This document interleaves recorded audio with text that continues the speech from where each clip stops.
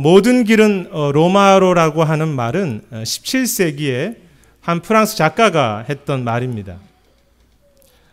그런데 그 말은 단지 모든 길이 로마로 연결되어 있다는 뜻을 넘어서 로마가 전성기를 누릴 때 로마의 길이 전 세계로 연결될 정도로 그 영향력을 미쳤다는 의미이죠.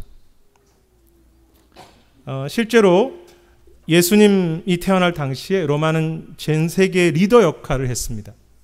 특히 그 누가복음에 등장하는 아우구스투스이죠. 그가 로마의 첫 황제에 오르게 되면서 로마는 유럽과 아시아, 아프리카까지 그 영향력을 미치게 됩니다. 근데 로마로부터 시작해서 전 세계 곳곳에 군대와 경제와 문화를 연결해 주었던 것이 바로 그 로마의 길이었고, 로마는 그 길을 통해서 그 로마의 평화가 세상에 임하기 원했습니다. 흥미로운 것은 예수님이 태어날 즈음에 그 로마의 평화, 라틴어로는 팍스 로마나라고 하는 말이 절정을 이루고 있었고, 당시에 로마에는 그 평화의 제단이라고 하는 로마 종교의 템플, 신전이 있었다는 사실입니다. 로마 사람들은 그 평화의 제단에서 제사를 드리면서 모든 길은 로마로, 로마의 이름으로 팍스 로마나, 로마의 평화가 전 세계에 이루어지기 원했던 것이죠. 바로 그 아우구스투스 황제의 팍스 로마나가 이루어지던 시기에 유대의 한 작은 마을에 왕이신 예수님이 태어나셨습니다. 참 재미있죠? 지구 역사상 가장 큰 권세를 가졌던 로마의 황제인 아우구스투스가 다스리던 그 시대에 진정한 이 땅의 왕이신 예수님이 세상에 태어나시고 오신 것입니다. 그것은 결코 우연이 아닙니다. 하지만 인류의 왕이신 예수님의 탄생을 환영했던 사람들은 그렇게 대단한 사람들이 아니라 오늘 본문의 목자들이었습니다. 그리고 그 목자들에게 천사가 나타나서 했던 찬양이 오늘 말씀이지요. 너무 유명한 찬양인데요. 지극히 높은 곳에서는 하나님께 영광이고 땅에서는 하나님이 기뻐하시는 사람들 중에 평화라고 그렇게 천사들은 노래합니다. 그런데 이 짧은 찬송은 우리에게 가장 소중한 두 가지 모드를 담고 있습니다. 그것이 무엇입니까? 그 하나는 하나님께 영광이고 또 다른 하나는 사람들 중에 평화이지요. 저는 이 두 가지가 우리의 신앙과 삶 속에 가장 중요한 전부라고 생각합니다. 첫 번째, 높은 곳에서는 하나님께 영광이라는 말의 의미는 여러 가지 뜻이 있지만 그 영광을 돌린다는 그 뜻은 하나님을 기뻐한다, 즐거워한다, 사랑한다는 뜻이 있습니다. 또한 그 하나님이 누구신지를 기억하며 그분에게 합당한 최고의 것을 드린다는 것도 영광을 돌린다는 의미이지요. 어떻게 보면 우리의 신앙과 삶의 전체 목적과 이 성경의 전체 방향이 하나님께 영광을 돌리는 것으로 향하고 있다고 말할 수 있겠죠. 오늘 우리의 예배, 찬양, 우리의 봉사, 삶 모두가 그 하나님께 영광을 돌리는 것으로 향하고 있지 않습니까? 그런가 하면 그 찬양의 두 번째 부분인 하나님이 기뻐하시는 자들에게 주시는 평화라는 것 역시 우리에게 너무나 중요한 것이죠. 이 원래 성경에서 이 평화, 즉 히브리어로 샬롬이라고 하는 것은 단순히 돈이 많고 세상에서 성공하고 지식이 많아서 칭찬받는 것만을 의미하지 않습니다.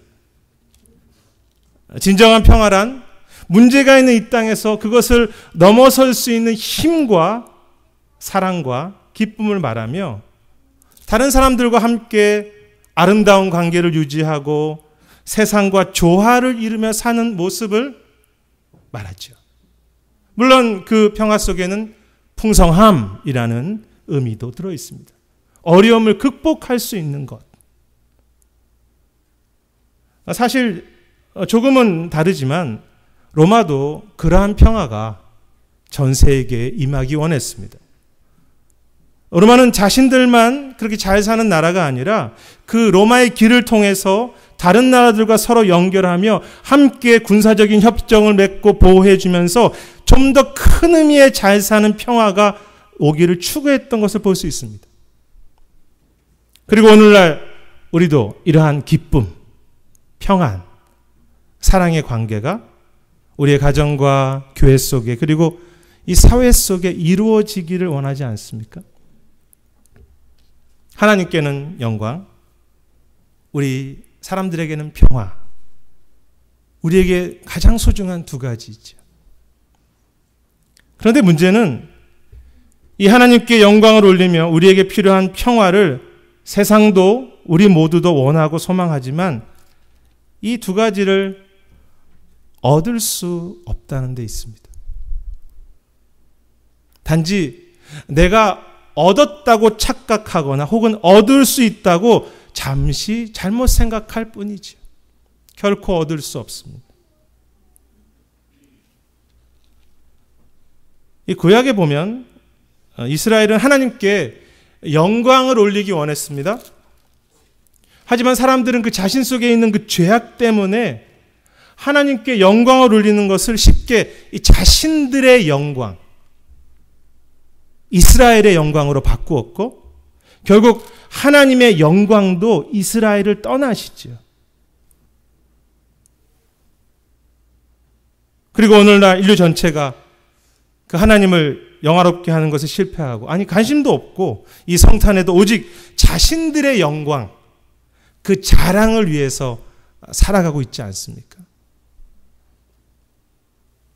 그런데 이렇게 중요한 것을 이루지 못하는 것은 하나님께 영광만이 아니라 이 땅의 평화 역시 마찬가지이죠.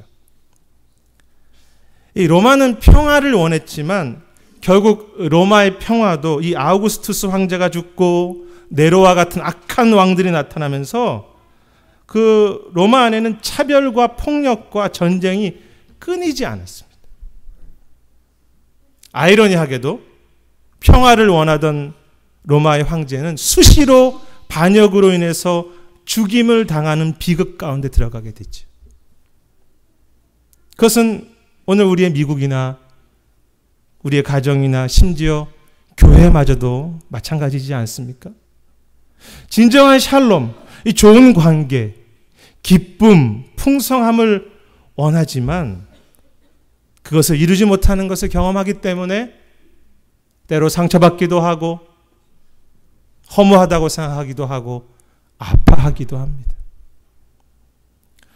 저는 이 목회와 교회의 평화에 대해서 그런 생각을 해봅니다. 이 다른 사람은 몰라도 목회자인 제 자신부터 죄인이기 때문에 때로 잘하는 것처럼 보이고 칭찬받는다고 하더라도 결국 제 자신 안에 있는 이 교만, 미움, 원망, 고집이 언제나 제 안에 살아있어서 제 자신부터 누군가의 평화, 교회의 평화를 이루는데 방해가 되고 걸림돌이 될 때가 있다는 사실입니다. 제가 먼저 평화를 깹니다. 그래서 어느 순간에도 방심하거나 자랑할 것이 없으며 정말 주 앞에서 겸손해질 수밖에 없는 죄인이지요. 그런데 오늘 이 본문 속의 천사를 통해서 하나님께서 말씀하시고자 하는 그 소중한 그 약속의 초점과 감사한 소망이 무엇입니까? 하나님께서 이 찬양을 통해서 우리에게 말씀하시고자 하는 것이 무엇입니까? 아니, 이 땅에 예수님께서 오신 목적이 무엇입니까? 그것은 이 세상이 이룰 수 없는 하나님을 향한 영광과 사람들에게 정말 필요한 평화가 오직 이 아기만을 통해서 이 땅에 이미 왔고 이 아기만을 통해서 오늘도 우리의 삶 속에 지금도 이루어지고 있다는 사실이죠.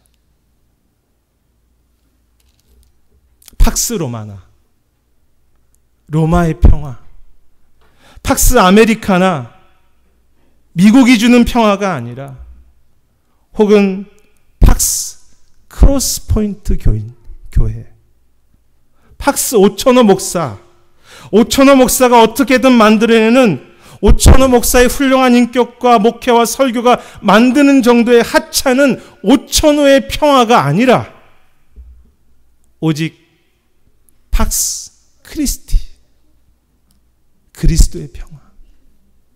오직 그리스도의 이름만으로 우리가 하나님께 영광을 올려지며 오직 그리스도 예수의 이름만으로 우리가 평화를 누린다고 그렇게 말씀하십니다.